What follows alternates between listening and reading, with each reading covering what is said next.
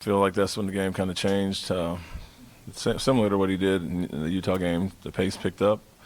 Always sets really good screens, gets guys open, and then cleans up when they miss. And so felt like that group, that unit in there, I think got it to 16, 17 when it had been a tight game for the most part, but it was literally just taking care of the ball, getting quality shots and putting a little physicality behind it. First half, we had one foul and just kind of following them around and upped our intensity in the second half.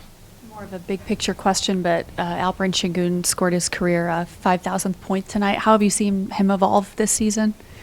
Yeah, consistency.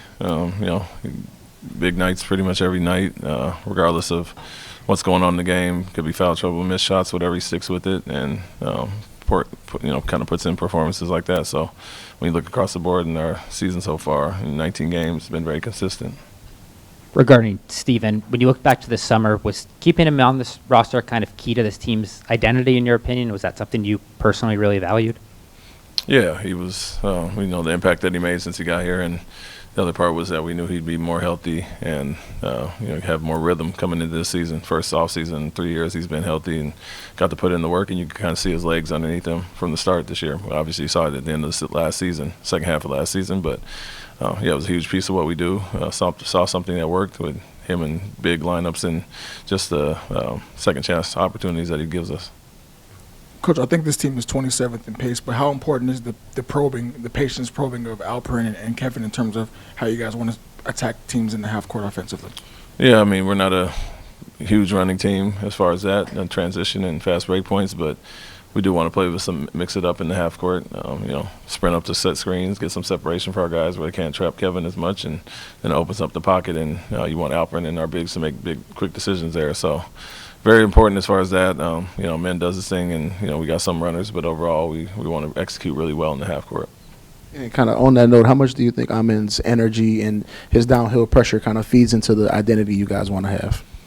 Yeah, I mean, he's a one-man fast break. He plays a little bit different than the rest of the guys, and sometimes they have to keep up, but puts so much pressure on the rim and attracts so much attention in a different way that a lot of opportunities for kickouts or offensive rebounds if he misses. And so very important what he does. We love him to rebound and push and give us an added dimension.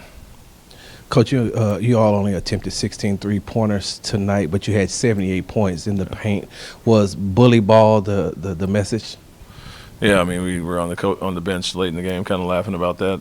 When Jeff hit the three, made a 5 for 16, it's extremely low number. We've shot almost that in the quarter before. But kind of given what the game takes, or taking what the game gives us, I think, they didn't have a ton of size down there when they were trapping some pick and rolls, so you want to attack the basket and put pressure on the rim, and 78 is a great number as well to get in the paint with. Plus 23 for Josh tonight, just 3 shot attempts. What did you like about him in the starting lineup, and is that something you want to keep experimenting with?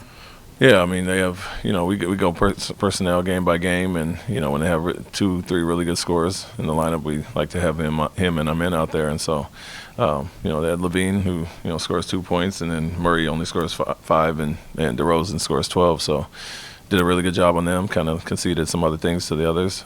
And, he's a big piece of that. Thank you.